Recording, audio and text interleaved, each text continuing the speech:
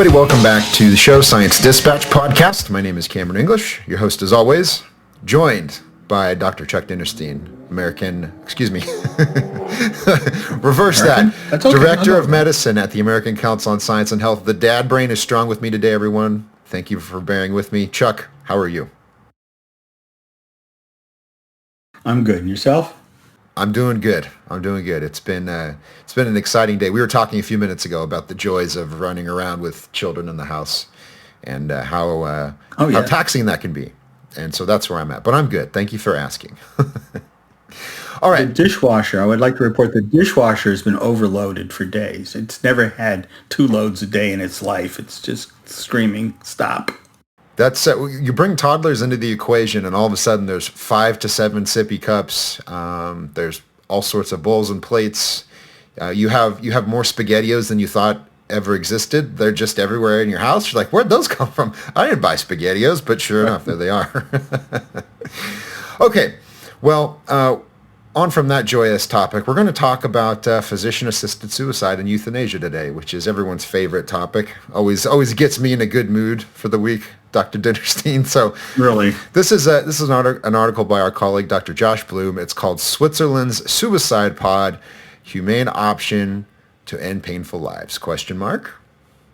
Let me read the introduction here, Chuck, and then give me your thoughts on this. And I'm particularly interested. I'm always interested in what you have to say. But as a physician, you've been probably closer to these kind of issues than most people have. So I'm curious to get your thoughts. So Josh writes, a Right to Die organization in Switzerland has developed a device that resembles a spaceship designed to provide a quick and painless death to those who wish to end their lives.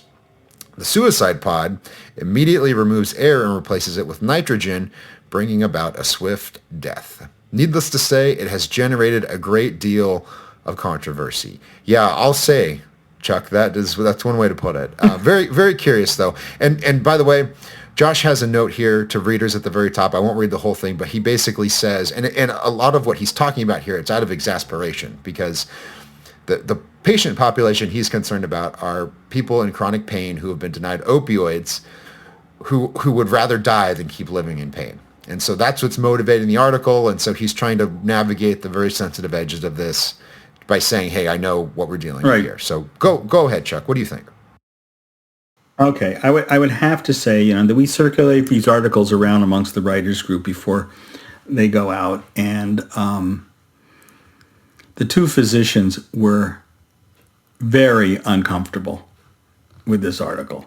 Very uncomfortable with this article. But Josh felt he had covered it in a reasonable way, so out it went. So let me divide this into 2 pieces. Let's just talk about this machine and what it does, and then we'll go from there. And basically, it causes you to suffocate. And suffocation does not sound like a pleasant process, nor is it. But the feeling of air hunger, not having enough air, gasping for breath, all the things that we would associate with that are driven by carbon dioxide. They are not driven by our oxygen levels. And as our carbon dioxide level builds up, that indicates that we're not breathing at an adequate rate, and that's what causes all these symptoms. In its place, they've developed a way to replace the oxygen in the atmosphere with nitrogen. And therefore, you will become hypoxic and unconscious long before your CO2 levels have risen to the point that's causing symptoms. Now we know that that nitrogen will do that because of nitrogen narcosis. It's associated with people that do scuba diving. And people that go scuba diving that use air that go down to significant depths, that increases the amount of pressure on the atmospheres that they're breathing, or the air that they're breathing, which drives more nitrogen into their system, and they can act very silly, including things like taking off their mask and trying to feed it to the fish and things like that. So it's a recognized thing, and we know that there is such a thing as nitrogen narcosis. It is pleasant, so that covers that end of the spectrum. We also know that substituting a gas for oxygen may go unnoticed, and we found that out in the dentist chair using nitrous oxide or laughing gas. And at one point, the dentist could use any level of nitrous oxide that they wanted for anesthetic purposes, and they're busy pulling your teeth, so they're not busy keeping a track of your heart rate. So they were having people that would asphyxiate from the nitrous oxide because that's all they were breathing at that point. So the law changed, and it requires that all the nitrous oxide that's delivered in a dental office is immediately infused with 20% oxygen just to prevent that problem. So that's the mechanics of what he put forward, and it makes it for the experience to be less uncomfortable to the people watching. That it's less uncomfortable to the people that are committing suicide. I think in a lot of ways assuages our feelings, not theirs. It's important that you be comfortable. I'll posit that. But this really gets down to how we think about end-of-life issues. That's the real discomfort that sits in there. And I would argue that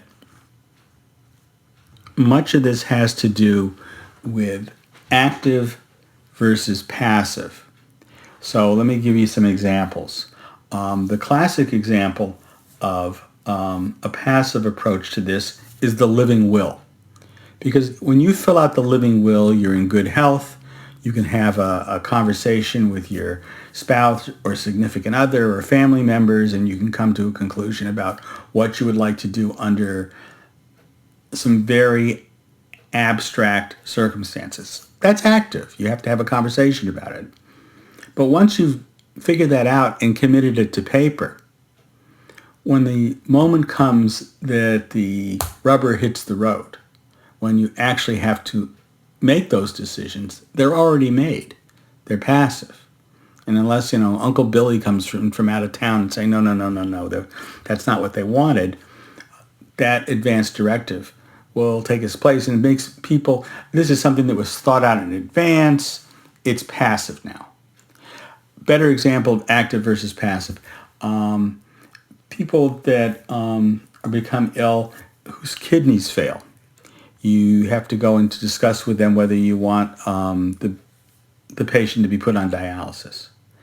It is far easier for the family not to start dialysis than it is to start dialysis and then a week or two later say, no, we've changed our minds.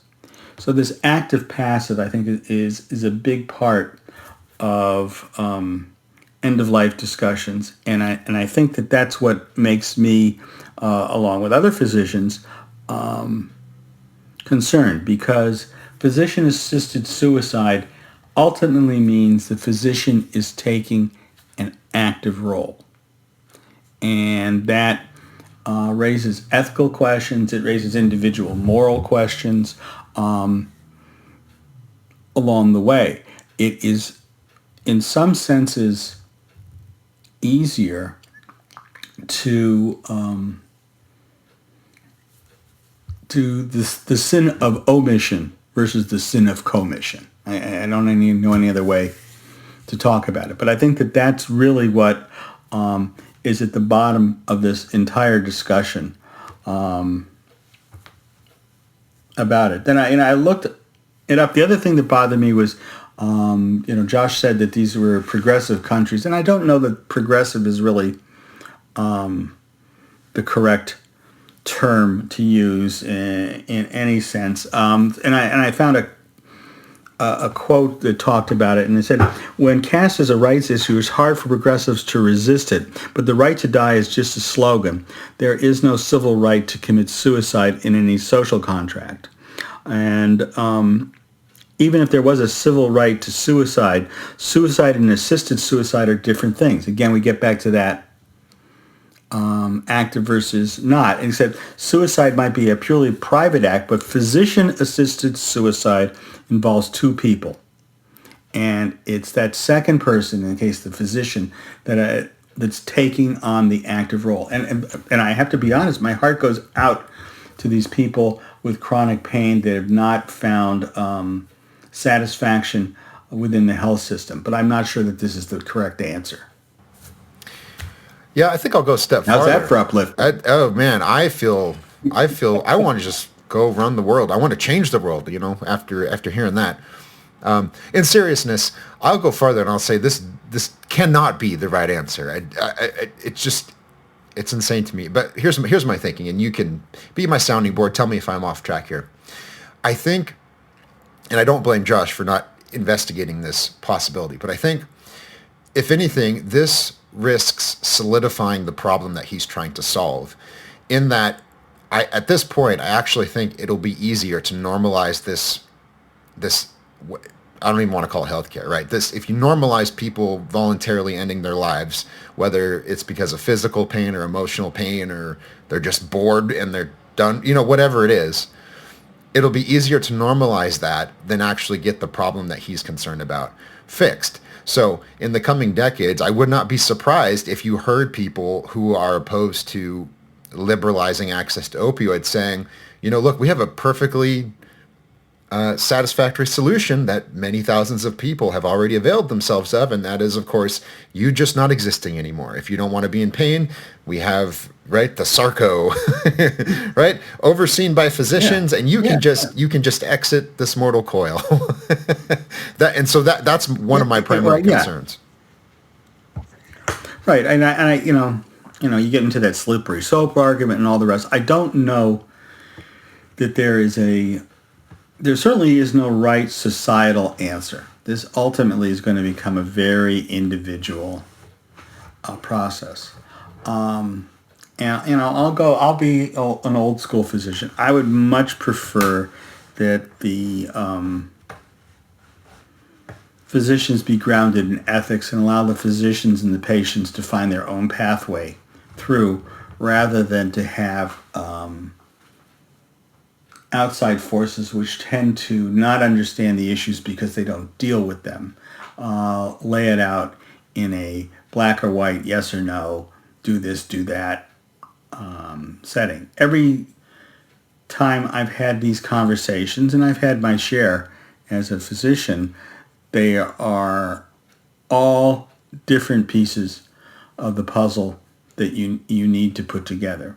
But I think that, again, for the majority of people, and this extends past physicians, this talks about family members, it is much easier to sit on their hands than it is to actively pursue it. And I don't know that there is a way around it. In fact, there may be at some point a biologic imperative to preserve life that rises up just from the fact of our being. That makes it difficult for anybody other than a sociopath to just hop on board and offer it up. And again, it is a very difficult problem for the people that are in chronic pain, but that it's not far to go from chronic pain to emotional pain, and that opens up an entirely different concern, because emotions can be labile. Emotions will change. Maybe pain will not change. So I think there's good evidence that there are good days and bad days with pain. There are probably appropriate ways to manage pain that many people are denied for reasons that are beyond my limited understanding. And that's where we sit. It's a tough topic. Let's say something else about this slippery slope concept, because it's often portrayed as a fallacy. You say, right, first we do this thing, and then tomorrow we're doing something even more radical. But if you look back through history, this is what you see. Like typically we don't go from whatever your conception of a perfectly ethical society is. We don't go from that to barbarism overnight, right? It's a subtle process. It takes many years. Right. And I think that's important here in that, you don't institute a policy like this in a vacuum. You put it in place. And as you said, people go, hey, there's actually some interesting implications after this, right? If we're going to let people in pain, in physical pain, do this, well, who's to say that the person who is just tormented emotionally doesn't want to live anymore, right? Who are we to deny that person control over their body, right? And you're seeing real examples. So just a couple. So in Canada now, I don't know if it's been implemented or it's coming, but there's a proposal now that says people with mental health disorders who have deemed their lives not worth living and not worth pursuing treatment any further, I think it's with the blessing of two different physicians, they can kill themselves. Like you go to the hospital and they will inject you with something that will kill you. And then in the UK, there was a member of parliament, I think, he wrote an editorial, an op-ed saying, for these people that are really, truly at the end of life, and we have this public health care system, we're just throwing money into keeping them alive when there's nothing we can do for them. So really the moral, community-focused thing for them to do would be to die. And so you had you had just the cost savings. Right. In other words, like when we were having the debate over publicly funded healthcare a decade ago in the U.S., this is one of the hyperbolic. We're going to have death panels, and everybody was told, "Calm down, boomer. You're exaggerating." But sure enough, here we are, and it's in a different country. But now that conversation, because one of the logical implication is you're old and sick and we don't want to spend money on you, so why don't you just die? Right. Anyways, your thoughts. Yes. Well, it's true. I think the problem is at both ends of life, and it really gets down to as much as we try and make it a scientific definition, what it means for our life to begin and what it means for our life to end is entangled with some moral and spiritual issues that are not able to be readily quantified and make for oftentimes divisive feelings because there are no, there are no facts that will alter faith. On either side of that question. I'm not, trying to pick a side in that, but I think that there's a big parallel in terms of doing that. And again, that's what makes this whole thing uncomfortable. All right, everyone, you have a blessed week. Thank you for joining us on the Science Dispatch podcast. I mean, I don't know what to tell you. Like, so many times we're dealing with really painful, chronic issues that are not going to be solved overnight, or maybe ever. There's just not an easy answer. But I think this is, I don't know, this is almost, in my mind, this is an admission that we're giving up on solving a problem. It's like, well, we can't fix your problem, so we'll just help you kill yourself without feeling too much pain. like we got to do better, right? There's got to be something better, right, Dr. Chuck? Am I? You know what I mean? Like, I feel like we owe each other more than this. It's like when they talk about capital punishment and how we've tried to medicalize it and turn it into a procedure, and so we use lots of different ways to assuage that inner voice that's saying to us, And I think we need to give some credence to that voice and see whether there is a middle way, a middle way that allows us to take on the problems and resolve them. Very good point. Just a concluding thought. What changed my mind on some of these topics was reading the philosopher Elizabeth Anscombe. And she wrote something a long time ago about the nuclear bomb, dropping the bombs on Japan. And the argument you always hear from people about that is, well, sure, we vaporized a lot of innocent children, but we ended World War II. And isn't that worth the trade-off? And her response was, well, you don't do evil that good may come of it. And she's not the first person to make that case. But I think it's really important, right? Sure. Because if you can justify doing terrible things because the end result is going to be really good, just trust me, pretty soon you have chaos, right? There is, anyways, just something to consider. I hear you. All right. Okay. I'll leave you with the last word. Yeah. Thank you for joining us on Nightly Talk Show. All right. Follow us on social media. It's at ACSH.org on Twitter. I'm at CamJ English. Comments and questions welcome. Go to the website, acsh.org. Click the subscribe button. Type in your email address. We'll send you all the articles we talk about. And then you just have to open the email. You don't even have to do anything else. So with that, we'll be back next time. Thank you so much for joining us.